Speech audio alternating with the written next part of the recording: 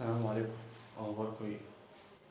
كل مره اسجل الفيديو وابص الاقيه يتمسح تاني، يا اما ميكملش دقيقتين وابص الاقيه برضه ايه يتمسح تاني. طيب عامه السعي في انك انت بتعمل حاجه لنفسك لفيما بعد، حاجه زي اسمها اصول، انك انت بتتعب على محتوى بتعمله كل يوم، تشتغل فيه كل يوم. فده كان الأول، كان هدف بالنسبة لي إن أنا كل يوم بتكلم في عادات أنا بعملها، عادات تغيير للإيجابي، بحيث إن أنا عملت عدد كبير أوي على مدار السنة والسنة اللي بعدها، فأنا أبقى اتعودت على عادات كده تخلي الواحد يبقى بيتعود على النجاح وإزاي إن هو ينجح وكده. بس طبعا الواحد اتقطع مرة واحدة بعيد عن القناة خالص، فخلاص بقى قلت إن أنا أرجع كده وأبدأ واحدة واحدة.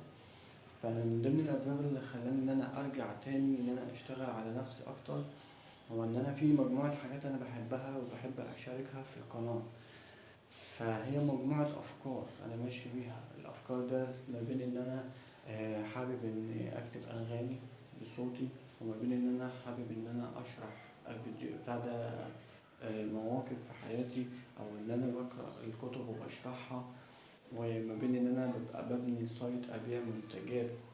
آه، المنتجات دي أنا ممكن أبقى بطلع بيها على اللايف أو ببيعها وأنا بشرحها كده.